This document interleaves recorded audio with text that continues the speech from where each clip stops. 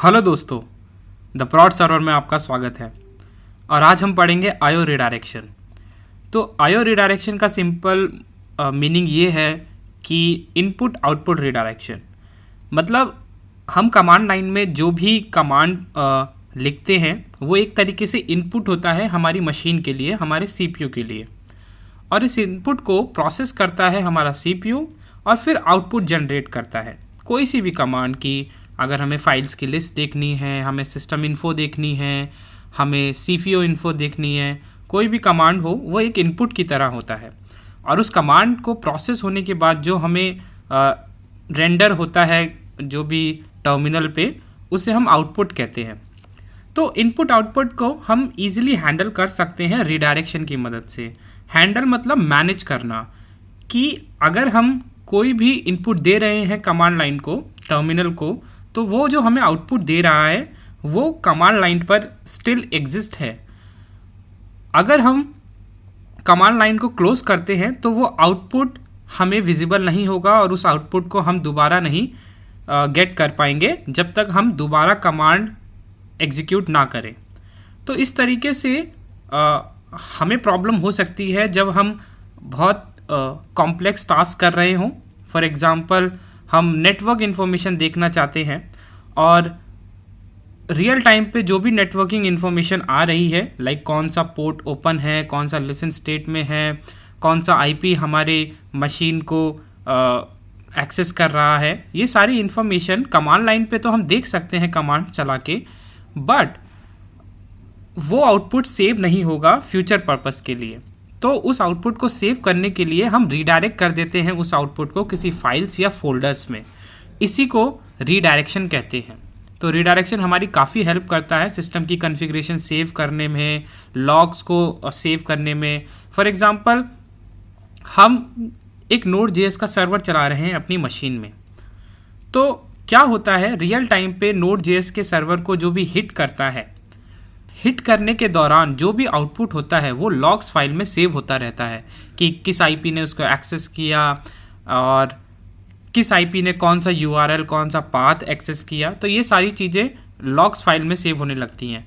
तो हम next time future में उस लॉग फाइल को ओपन करके रीड कर सकते हैं कि हमारे Node.js सर्वर को किसने कैसे एक्सेस किया। तो इस तरीके से रिडायरेक्शन हेल्प करता है। अभी हम कुछ कमांड एग्जीक्यूट करेंगे। रीडायरेक्शन बेसिकली होता कैसे है आप देख सकते हैं। जो राइट एरो है, सिंगल राइट एरो बेसिकली क्या करता है, एक फ़ाइल को क्रिएट करता है जो भी हम फाइल नेम देंगे और उसमें आउटपुट सेव कर देता है। फॉर एग्जांपल अगर मुझे किसी फोल्डर में फाइल्स की लिस्ट देखनी है तो सिंपल मैं ls कर सकता हूँ, बट अगर मैं ls करके राइट एरो लगाऊं और फाइल का नेम दूं तो जो भी आउटपुट आएगा, जो भी लिस्ट आएगी, वो उस फाइल में सेव हो जाएगी। डोंट वरी दोस्तों, अभी हम इन कमांड्स को वन बाय वन एग्जीक्यूट करेंगे तो आपको और क्लियर समझ में आएगा, आपके सामने और क्लियर इमेज आएगी। अभी इतना समझ लीजिए कमांड कैसे काम करती हैं। जब हम राइट एरो यूज़ करते हैं, डबल राइट एरो बेसिकली, तो जो भी फाइल है उसके नीचे कंटेंट अपडेट हो जाता है, मतलब अपेंड हो जाता है, मतलब ओवरराइट ना होके वो अपेंड होने लगता है आउटपुट। और अगर हम आगे टू यूज़ करें तो जो भी एरर आउटपुट है वो भी हमें किसी फाइल में सेव करके रिडायरेक्शन दे देता है। और ये कुछ कमांड है df-h जिसके थ्रू आप स्टोरेज जितने भी पार्टीशंस हैं वो देख सकते हैं, उनके साइज़ देख सकते हैं। free-m बेसिकली मेमोरी यूजेस कितना है वो दिखाता है, कितनी अवेलेबल है, कितनी यूज़ हो चुकी है। को बेसिकली प्रिंट करने के लिए यूज़ होता है टर्मिनल पे अगर आपको कुछ प्रिंट करना है। को बहुत यूज़ होता है जब हम बैच स्क्रिप्टिंग करते हैं, जब हम env वेरिएबल्स बनाते हैं, तो इसको भी हम थोड़ा बहुत समझेंगे और बैच स्क्रिप्टिंग की जो अलग से प्लेलिस्ट आएगी उसमें भी हम समझेंगे। फिर ये ls करके ग्रैब को और किस तरीके से यूज़ करना है ये भी मैंने समझाया है, मतलब मैं समझाऊँगा। प्रीवियस वीडियोज़ में मैंने ग्रैब के बारे में समझा दिया है, आप उस वीडियो को ज़रूर देख लीजिए। इन कमांड को एग्जीक्यूट करेंगे और रीडायरेक्शन को और डेप्थ में समझेंगे। चलिए चलते हैं हम टर्मिनल पे अपने। तो दोस्तों मैं अपनी लिनक्स मशीन में आ गया हूं और हमने अपना टर्मिनल ओपन कर लिया है। चलिए इस टर्मिनल को थोड़ा बड़ा करते हैं और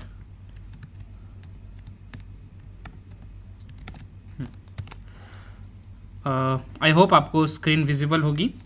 और आईओ रिडायरेक्शन समझने से पहले हम कुछ फोल्डर बना लेते हैं जिसके अंदर हम कमांड एग्जीक्यूट करेंगे, फोल्डर क्रिएट करेंगे, डायरेक्टरीज क्रिएट करेंगे, फाइल्स वगैरह। तो mkdir डेस्कटॉप पे मैं एक फ़ोल्डर बना रहा हूँ mkdir, और फोल्डर का नाम है आईओ रिडायरेक्शन टेस्ट। तो चलिए cd आईओ और टैब दबाऊंगा तो ये मेरे को फोल्डर का ऑप्शन दे रहा है।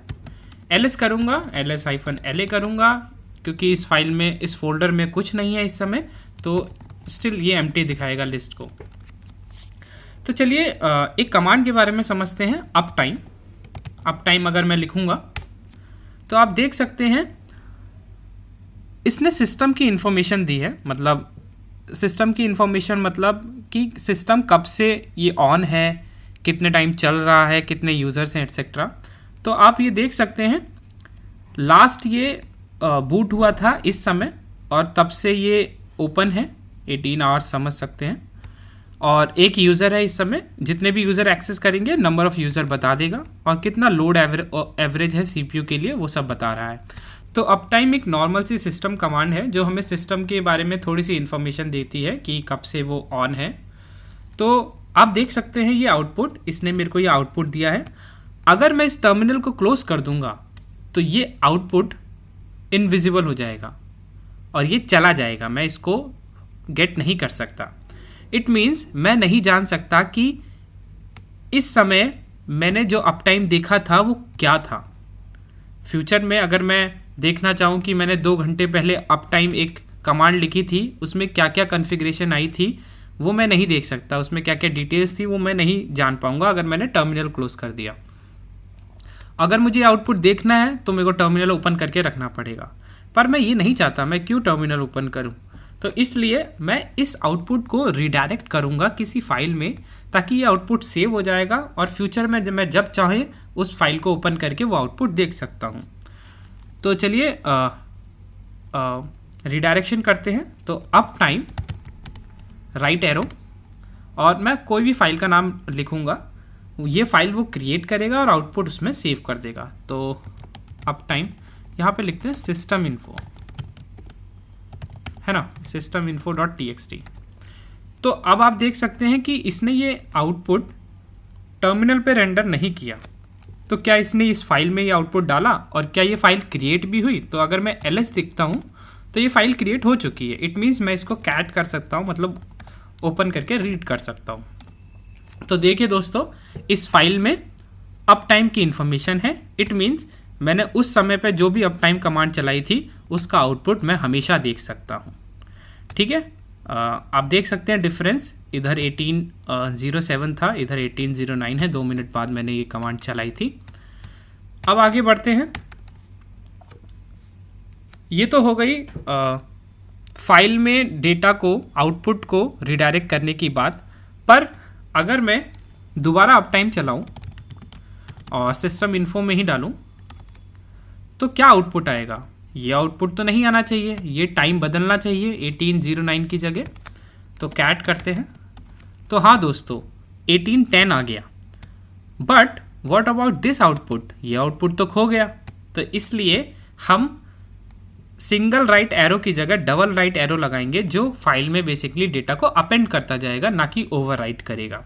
तो अगर मैं अप टाइम दोबारा चलाऊं और सिस्टम इन्फो करूं और दोबारा मैंने डबल राइट एरो यूज़ करके चलाया है ताकि आउटपुट अपेंड हो, और अगर मैं इस फाइल को रीड करूं तो आप देख सकते हैं दोस्तों अपेंड हो गया डेटा।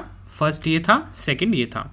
तो इस तरीके से हमने देखा कि कैसे रिडायरेक्ट करते हैं, जिसमें ओवरराइट कैसे करते हैं फाइल को और अपेंड कैसे करते हैं फाइल में। एक और कमांड है दोस्तों, आईओ रिडायरेक्शन तो एक कॉन्सेप्ट है, उसके थ्रू हम कुछ कमांड भी सीखेंगे। तो free-m बेसिकली ये मेमोरी के बारे में इंफॉर्मेशन देता है। आपके सिस्टम में आपने कितनी मेमोरी यूज़ की है, कितनी फ्री है, टोटल कितनी थी। मेरे में 32 GB मेमोरी है तो ये दिखा रहा है 32 GB ऑलमोस्ट, है ना। कितनी शेयर्ड है, कितनी बफर में है, कैशे में है, और अवेलेबल कितनी है। तो ये सारी इन्फॉर्मेशन स्वैप मेमोरी के बारे में भी इन्फॉर्मेशन देता है। तो ये भी एक इन्फॉर्मेशन हो गई। मैं चाहता हूँ कि मैं इस आउटपुट को भी अपेंड करूँ अपनी सिस्टम इन्फो फाइल में। तो सिंपल है दोस्तों, free-m डबल राइट एरो और फिर systeminfo.txt। अगर मैं कैट करता हूँ systeminfo.txt को तो आप देख सकते हैं जो मेरा पुराना आउटपुट था वो तो सेव है और नया आउटपुट इसमें अपेंड हो गया है। तो इस तरीके से हम आईओ रिडायरेक्शन करते हैं। एक और चीज़ है दोस्तों, अगर मैं अप टाइम की जगह अप टाइम x लिख दूं तो आप देख सकते हैं कि अप टाइम x कोई कमांड ही नहीं है, इसलिए इसने बोला नॉट फाउंड। गलती से मैंने अप टाइम x लिख दिया तो इसका आउटपुट मैं अगर सेव करना चाहूँ अप टाइम x और सिस्टम इन्फो में ही अपेंड करने की कोशिश करेंगे तो स्टिल आउटपुट अपेंड नहीं हुआ, क्योंकि ये भी तो एक आउटपुट है ना दोस्तों, तो ये भी अपेंड होना चाहिए इस फाइल में, पर नहीं हुआ। क्यों नहीं हुआ? क्योंकि आप जब राइट एरो यूज़ करते हैं, सिंगल राइट एरो या डबल राइट एरो, तो ये उन्हीं कमांड के आउटपुट को एक्सेप्ट करता है जो कमांड जेन्युइन है, जो कमांड रियल है। अप टाइम एक्स कोई कमांड नहीं है और कोई रियल आउटपुट या फिर जेन्युइन आउटपुट नहीं देता, ये एक एरर आउटपुट देता है। जी हाँ दोस्तों, ये आउटपुट तो है पर एक एरर आउटपुट है, तो इसलिए इस फाइल में ये आउटपुट सेव नहीं हुआ। तो मैं एक तरीके से प्रिकॉशंस रखना चाहता हूँ कि अप टाइम एक्स अगर मैंने गलती से गलत कमांड चलाई है तो ये भी एक फाइल में सेव हो जाए। तो उसके लिए मेरे को 2 और डबल राइट एरो यूज़ करना होगा और error.txt फाइल, कोई भी नई फाइल का नाम दे दीजिए। तो अगर मैं दूं तो आप देख सकते हैं आउटपुट जो एरर आउटपुट था वो अब टर्मिनल पे नहीं आया, और अगर मैं कैट करूं एरर आउटपुट को, error.txt फाइल को, तो आप देख सकते हैं ये आउटपुट इसमें सेव हो गया। और अगर आप ये चाहते हैं कि ये अप टाइम 2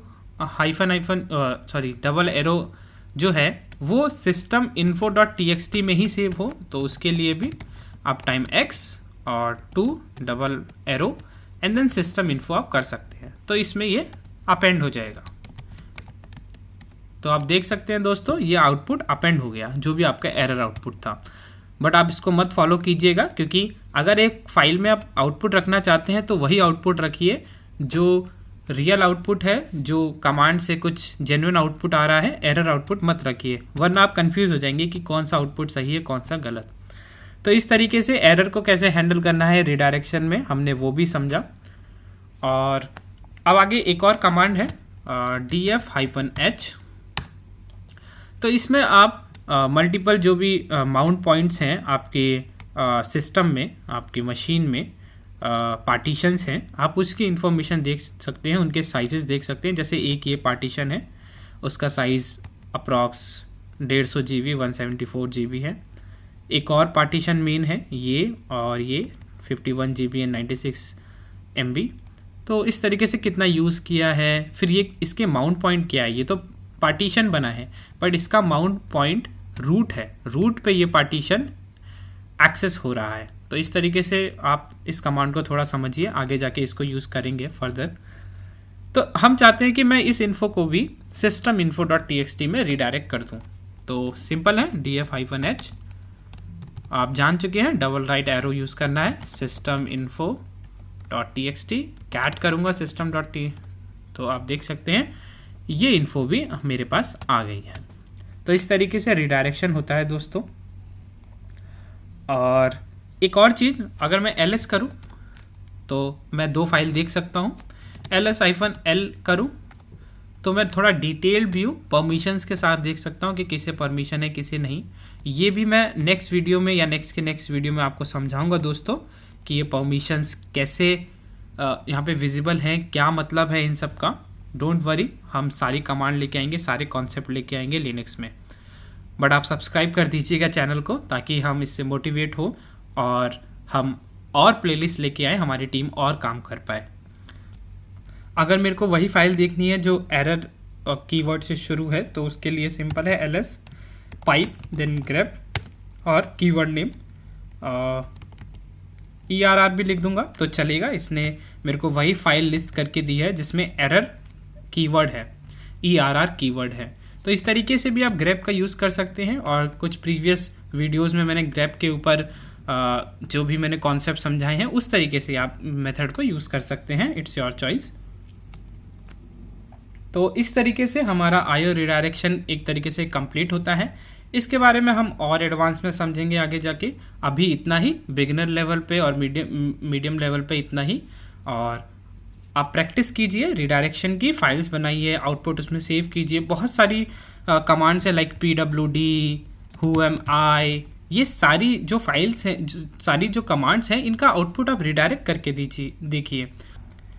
जैसे XYZ कुछ भी लिख दूं तो ये कोई कमांड नहीं है, तो आप ट्राई कीजिए कि इस एरर आउटपुट को भी किसी फाइल में सेव करिए। तो रिडायरेक्शन आप कीजिए, आप कमांड्स के साथ खेलिए, आपको और इन डेप्थ नॉलेज मिलेगी, कॉन्सेप्ट क्लियर होंगे। अब हम मिलते हैं नेक्स्ट वीडियो में। थैंक यू दोस्तों।